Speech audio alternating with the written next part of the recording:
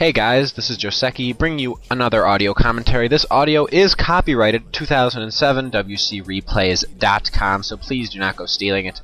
Anyway, get the replay loaded up at the 2-minute mark. I'm going to be covering the human versus orc matchup from Sky's perspective. I believe he'll be facing Xiaot this game. And he'll be on Turtle Rock. It's a pretty good game. Very standard sort of game. That's the main reason why I picked it. Should give everybody a pretty decent, or who doesn't already know, and maybe you can pick up some new things too. But it's mostly just to give a really good foundation in human versus orc. A lot of what the matchup is about, and a lot of the tactics that human employs to make the matchup a lot more, human favored. Right? And not as if it needs to be more human favored, but the things that make it human favored aren't just mass caster. There's a lot of different things that humans do just to make it a bigger pain in the ass for the orc.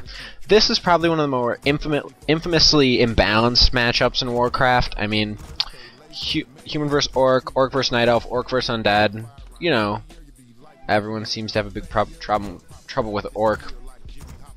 I mean, human versus night elf I think is imbalanced, but I mean, I suck versus night elf, so I guess that's no reason to call it imbalanced, but whatever.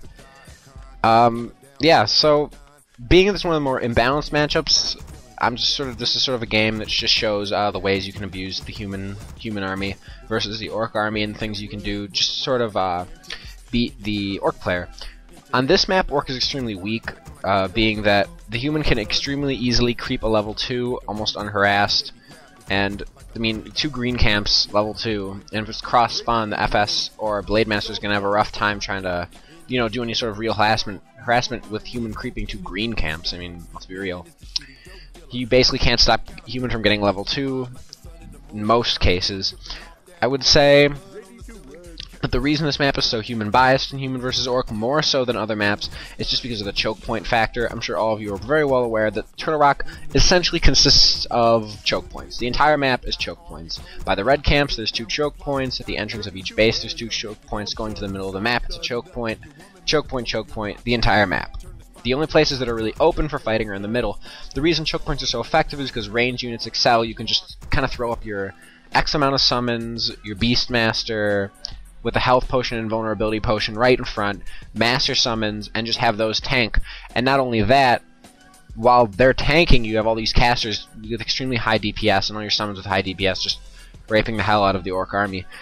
I mean, even further going and say, as if that's bad enough, the worst part is that since the entire orc army, for the most part, consists of melee units, they're going to be needing to abuse speed scrolls a lot more to get into position, especially versus slow. And if they can't get a good position on you, only maybe even half of their army is going to be fighting. And with such a small portion of their army fighting, it does make it very difficult for the human player to just be able to get. It makes it hard for the human player to wow.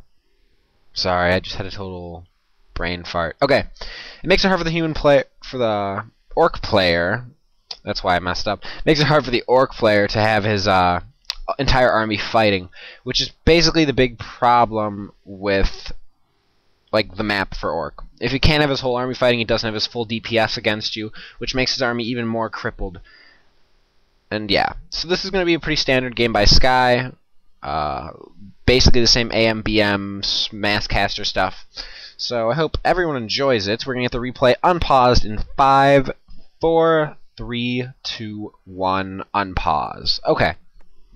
So, Sky going to standard AM, and Xiaot going to standard FS. Very normal openings here. The FS going to creep his green with 2 wolves, grunt FS, and the AM going to creep his green with 2 militia. The reason he only uses 2 militia, and if you notice did not scout this game, is because if you figure it like this, if you're there's 2 ways to do a Sky tech. I call it Sky tech, that's a lumber mill tech. I believe Sky invented it. There's 2 ways to do it. Now, you can either go to tier 2 with two footmen and your AM, or you can go with 3 footmen and your AM. The difference is you don't get 2 extra peasants. The 2 extra peasants provide you with a lot of extra lumber. Basically what Sky's doing is he's trading 1 militia for creeping and 1 militia scouting for those extra 2 peasants worth of lumber he would normally be getting, and instead making 3 footmen as opposed to 2. I do this usually versus orc, though I do scout, so my tech is slightly later. Even so, I don't really think it matters too much. It might tech slightly later, but in a pro game on Sky's level, every second counts. If you notice, Sky's tech is actually faster than the Orc player's tech, which is I find extremely interesting. Being that, you know, human teching faster than Orc, it makes it a lot easier for the human player to be able to cancel bestiaries and lodges upon tier 2. And it makes it a lot easier for the human player to have 2 heroes versus 1 so early, being that the TC will have just started building by the time Sky is the majority of the way to Xiaot's base. Xiaot notices that Sky is creeping here, and just does a little sort of harassment, chases the foots away, and sort of sends his FS after them, and sends his grunts and wolves back to creep the camp. Good move by Xiaot, and here, you'll notice what Sky does. He hits boots of speed on his AM. This is very interesting to me, simply because, okay, if you think about it, boots of speed versus not boots of speed in intelligence heroes. How much are those boots of speed actually going to do for you is the question. Okay. You're going to notice right now, essentially what Sky can do with boots of speed. He's going to run in, and he's basically going to right-click Xiaot's FS, and just keep forcing it to use healing salves. Now, the main problem here is that you only have a limited number of healing salves at tier 1, the Orc player, and not only that, the Orc player doesn't have boots of speed, and Xiaot really can't run in his base because he doesn't have the grunts at his base, and the AM could just chase him in, and with boots of speed, escape relatively easily, maybe going down to half health from burrows. And the FS can only take so many fireballs to the face before it's dead, you know. And if you look, Sky is essentially just being a terror on this FS, just right-clicking it, moving a little bit, catching up with it, attacking it, etc. Because Xiaot basically can't really do too much to stop this. Like, he'd either have to get his own boots of speed, or do what he's doing right now, which is run away with speed scroll.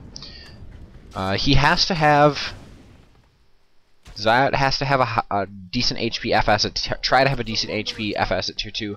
Otherwise, the Sky push is going to be a lot more effective, being that he can just be able to right-click the FS and kill it or force a TP.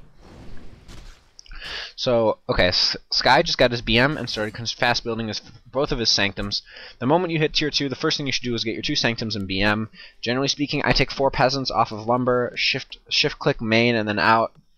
And then I'll have 4 peasants shown in front of my base, and I'll just make them each build a sanctum, and then have 1 on each. You know, pretty simple. That's just how I do it. Now, if you look how much that bestiary has been constructed, is basically none, which is basically the awesome part of this, of teching so fast, is that the bestiaries are basically not even up.